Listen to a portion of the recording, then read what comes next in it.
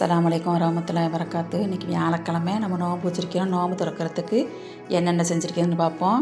2 tumbler உளுந்து 1 மணி நேரம் ஊற வச்சுருக்குது. இப்போ கிரைண்டரில் போட்டு அரைச்சிக்கிடுவோம். நம்ம தண்ணி கொஞ்சம் கொஞ்சமாக தான் ஊற்றி அரைக்கணும். மொத்தமாக ஊற்றினோம்னா தண்ணியாக போயிடுச்சாக்க இனி எண்ணெயை குடிக்கும் வடை அரைஞ்சிருச்சு.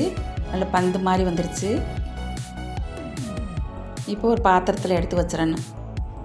இப்போ பாத்திரத்தை எடுத்து வச்சாச்சு. இப்போ நம்ம கடல் பாசி காய்ச்சுவோம். ஒரு சட்டியில் 1 கப் தண்ணி ஊற்றி 10 கிராம் கடல் பாசியை போட்டு கரைய வைக்கணும். இதுக்கு ரம்ப இலை ஓட்டால் நல்லா வாசமாக இருக்கு. 2 ரம்ப இலையும் நறுக்கி போட்டுக்கிறேன்னு. கொஞ்சமாக உப்பு கல்லும் போட்டுக்கிறேன்னு. நம்ம சிறு தீயில வச்சு தான் கரைய வைக்கணும். இதுக்கு தேங்காய் பால் ஊற்றணும். 1 கப் தேங்காய் பால் எடுத்து வச்சுருக்குது. நம்ம கரைஞ்சதுக்கப்புறம் கடைசியில் தான் தேங்காய் பால் ஊற்றணும். இப்போ கரைஞ்சிருச்சு. இப்போ இந்த இலையை பூரா எடுத்துடணும்.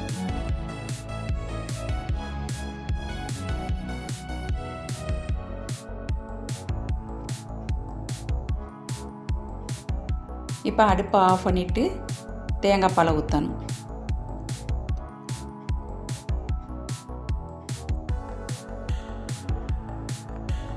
தேங்காய் பாலை ஊற்றி நல்லா கலக்கி விட்டு தேவையான அளவு சீனி போட்டு ஒரு தட்டில் ஊற்றி வைக்கணும்.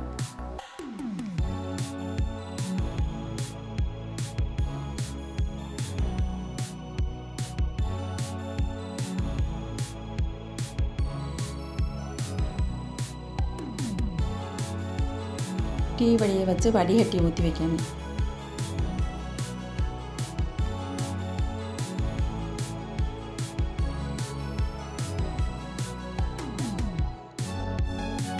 இப்போ ஊற்றியாச்சு. இதை நம்ம ஆற வச்சிடணும். இப்போ வடைக்கு நம்ம மாவை நல்லா அடிச்சுக்கிறணும். அப்போ தான் நல்லா சாஃப்டாக இருக்கும் வடை. நல்லா அடிச்சுக்கிறணும் மாவை. இப்போ அடித்தாச்சு. இப்போ இதுக்கு பச்சை மிளகா, மல்லி இலை, சின்ன வெங்காயம் நறுக்கி வச்சுருக்கிறது அதையும் போட்டு தேவையான அளவு உப்பு போட்டு பிணைஞ்சிக்கிறணும். இதுக்கு அரிசி மாவு கொஞ்சம் போடணும். அப்போ தான் மொறு மொறுப்பாக இருக்கும்.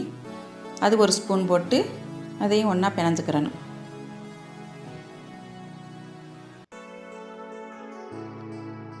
இப்போ நல்லா பிணைஞ்சாச்சு. இதை மூடி வச்சுட்டு இப்போ சட்னிக்கு தாளிச்சுக்கிடுவோம். ஒரு சட்டியில் கொஞ்சமாக எண்ணெய் ஊற்றி கடுகு, உளுந்து, காஞ்ச மிளகா, கருவேப்பிலை போட்டு தாளிச்சுக்கிடுவோம்.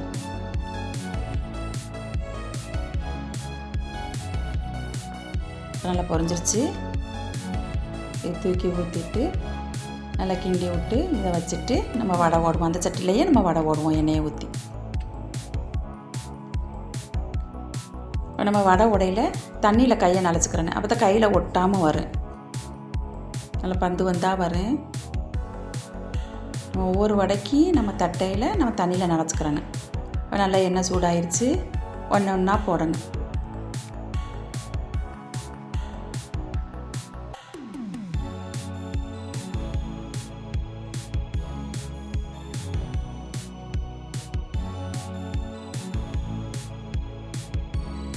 இப்போ போட்டாச்சு. இப்போ திருப்பி போட்டு நல்லா பொன்னிறமாக வர்ற வரைக்கும் வேக வைக்கணும்.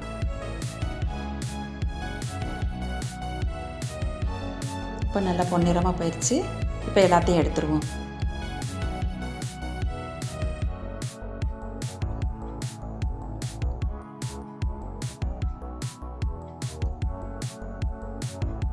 இதே மாதிரியே எல்லாத்தையும் தட்டி போடணும்.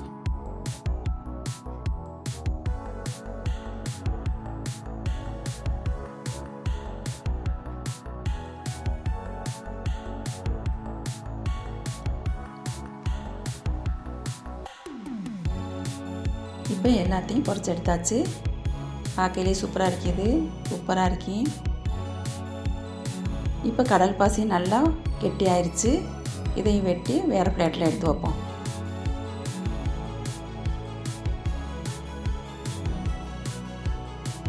ஒரு தட்டில் எடுத்து வச்சுட்டு இப்போ நம்ம நோம்பு திறக்கிறதுக்கு வடை, சட்னி, கடல் பாசி, நோம்பு கஞ்சி, சாத்துக்கட்டு ஜூஸு எல்லாம் ரெடி பண்ணியாச்சு.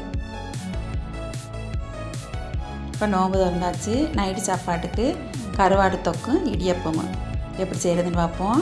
இப்போ 2 கருவாடை தண்ணியில் ஊற வச்சுருக்குது. இதுக்கு 2 பெரிய வெங்காயம், 2 தக்காளி பழம், கருவாயில் பச்சை மிளகா போட்டுக்கிறணும். காரத்துக்கு தக்கன பச்சை மிளகா போட்டுக்கலாம்.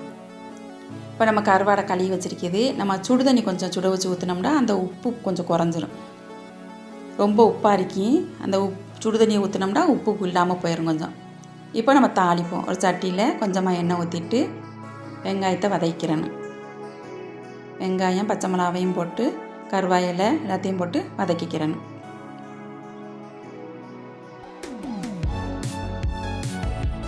இப்போ வதங்கிருச்சு. இப்போ தக்காளி பழத்தையும் போட்டு அந்த நல்லா பச்சை வாசனை போகிற வரைக்கும் வதக்கிறணும்.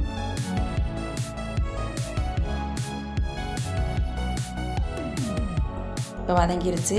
1 ஸ்பூன் மிளகாய்த்தூள், 1/4 ஸ்பூன் இஞ்சி பூண்டு பேஸ்ட்டு போட்டு நல்லா எண்ணெய் பிரிகிற அளவுக்கு வதக்கிறணும்.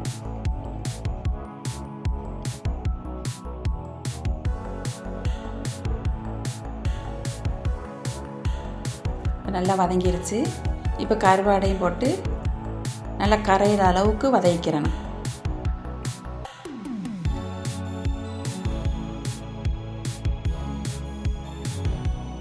இதுக்கு நம்ம உருளைக்கிழங்கு போடுவோம். ஒரு பெரிய உருளைக்கிழங்குல ஒரு உருளைக்கிழங்கை சிறுசாக நறுக்கி போட்டுக்கிறணும்.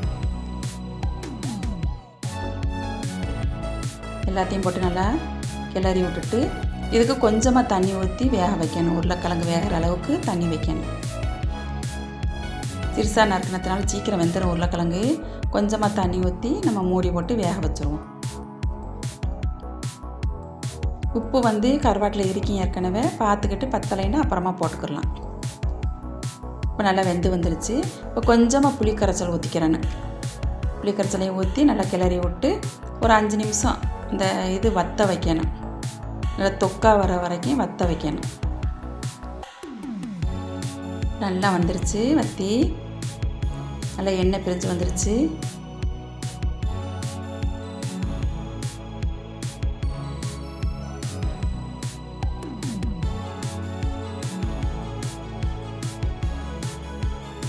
இப்போ மல்லி இலையை போட்டு அடுப்பை ஆஃப் பண்ணிடணும். கருவாடு தொக்கு ரெடி. சூப்பராக இருக்கும். செஞ்சு பாருங்க. செய்து பார்த்துட்டு எப்படி இருக்குன்னு சொல்லுங்கள். இப்போ நம்ம கருவாட்டு தொக்குக்கு இடியப்பம் வச்சுக்கிடுவோம்.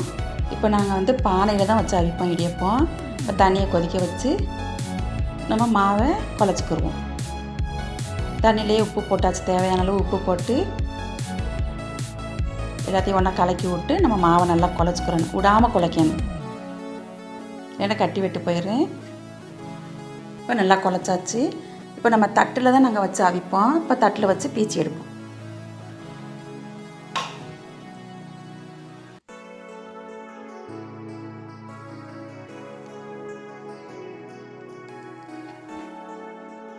இப்படி ஒவ்வொன்றா பீச்சி எடுக்கணும்.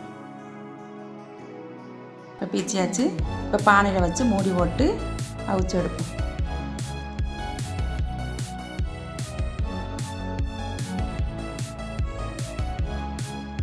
இப்போ அவிஞ்சிருச்சு இடியப்பம். இதை எடுத்துட்டு நம்ம வேறு இதை வச்சு அவிப்போம். இதே மாதிரி எல்லாத்தையும் அவிச்சு எடுக்கணும். ஒன்று பீச்சுறதுக்குலாம் இன்னொன்று அவிஞ்சிரும். சீக்கிரம் அவிச்சிடலாம். இது இடியப்பத்துக்கும் கருவாடு தொக்குக்கும் சூப்பராக இருக்கும். செஞ்சு பாருங்கள். செய்து பார்த்துட்டு எப்படி இருக்குதுன்னு சொல்லுங்கள்.